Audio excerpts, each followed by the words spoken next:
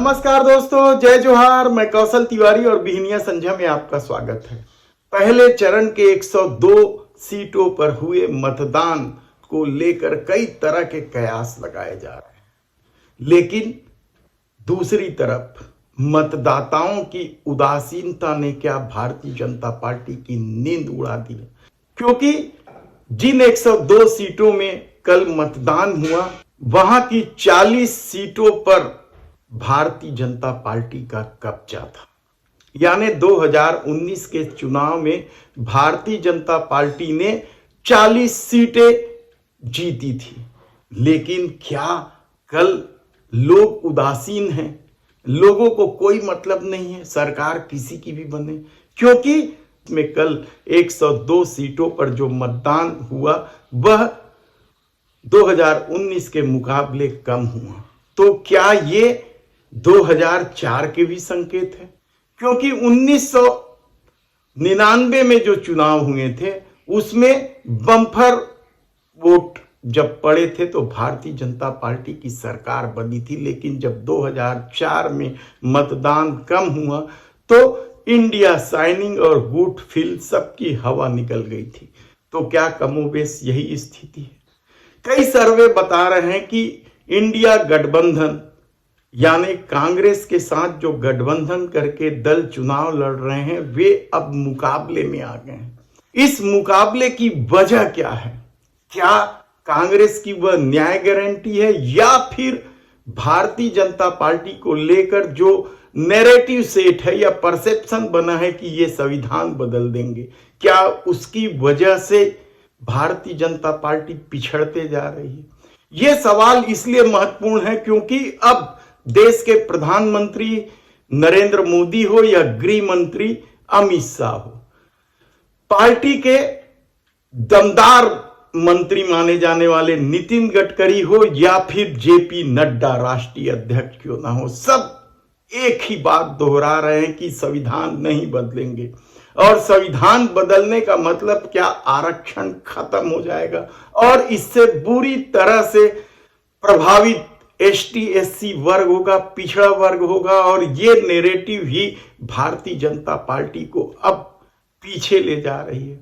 ये सवाल इसलिए महत्वपूर्ण है क्योंकि अब इस बात की उम्मीद दलितों में भी हो चली है कि अब उनका प्रधानमंत्री इंडिया गठबंधन यदि सत्ता में आती है तो मल्लिकार्जुन खड़गे होंगे। मल्लिकार्जुन खड़गे मतलब कांग्रेस के राष्ट्रीय अध्यक्ष, कर्नाटक के दमदार नेता रहे हैं। कई बार वे मुख्यमंत्री के सबसे प्रबल दावेदार भी रहे हैं। और पिछले दिनों जब कांग्रेस ने अशोक गहलोत के इनकार करने के बाद मल्लिकार्जुन खड़गे को राष्ट्रीय अध्यक्ष बनाया था, तब किसी ने नहीं सोचा था कि दलित वोट इस तरीके से मूव हो जाएंगे या भारतीय जनता पार्टी के 400 पार के नारे से संविधान बदलने की चर्चा जोर शोर से हवा में उड़ने लगेगी। और इससे आरक्षित वर्ग दो तरह से उम्मीद लिए बैठे हैं कि एक तो वे संविधान बदलने नहीं देंगे इसलिए भारतीय जनता पार्टी के खिलाफ जाएंगे, तो दूसरी तरफ यदि इंडिया गठबंधन सत्ता में आती है तो क्या मल्लिकार्जुन खड़गे ही प्रधानमंत्री होंगे? ये बेहद ही महत्वपूर्ण सवाल है। ये सवाल इसलिए महत्वपूर्ण है क्योंकि इंडिया गठबंधन के घटक दलों में यदि राहुल गांधी को छोड़ दें तो कोई दूसरा चेहरा है जो प्रधानमंत्री बन सकता है? क्या वह चेहरा लालू प्रसाद यादव की पार्टी में तलाशा जाएगा या अखिलेश यादव की पार्टी में तलाशा जाएगा, या दक्षिण के राज्यों में जो इंडिया गठबंधन के साथ जुड़े हैं उनके साथ तलाशा जाएगा, या फिर उद्धव ठाकरे गुट वाले शिवसेना या शरद पवार वाले एनसीपी? यकीन मानिए कि यदि इंडिया गठबंधन सत्ता में आती है या सत्ता तक पहुंचती है तो सबसे मान्य चेहरा कोई होगा तो वो मल्लिकार्जुन खड़गे होगा। और उन्होंने समय समय पर अपनी प्रतिभा का लोहा तक देश के प्रधानमंत्री नरेंद्र मोदी हो या पूरी भाजपा को मनवा चुके।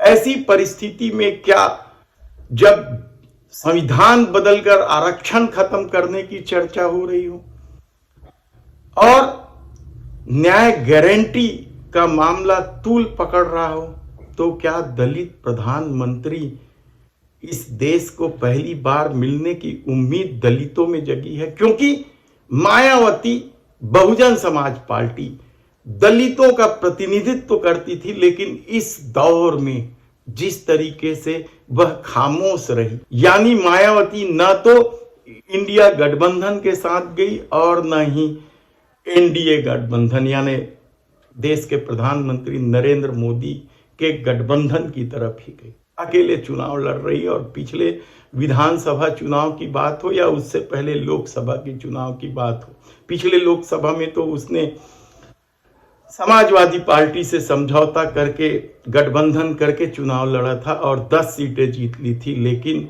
विधानसभा चुनाव में वह एकला चलो, कहा तो यहां तक जा रहा है कि वह अकेले इसलिए चल रही है क्यों भाई के खिलाफ जो ईडी सीबीआई का मामला चल रहा है उससे वह बचना चाहती।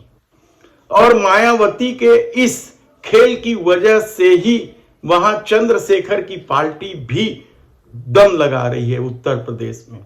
और इसमें कहीं कोई दो राय नहीं है कि उत्तर प्रदेश में विपरीत परिस्थिति में भी मायावती की पार्टी यानी बहुजन समाज पार्टी को 2 करोड़ से ऊपर वोट मिलते रहे।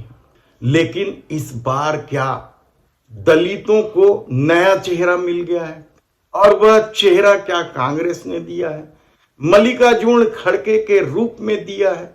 ये बेहद ही महत्वपूर्ण इसलिए है क्योंकि अब जो परिस्थितियां बन रही है और पहले चरण के चुनाव परिणाम को लेकर जो रुझान सामने आए हैं वह भी कम चौंकाने वाला नहीं है। कल तक एक तरफा चल रही थी भारतीय जनता पार्टी और इस एक तरफा चलने की वजह से ही उसने हुंकार भरा था 400 सीट पार। हमने पहले ही बताया कि इस 400 सीट पार के नारे ने भारतीय जनता पार्टी के लिए किस तरीके से मुसीबत पैदा कर दी है।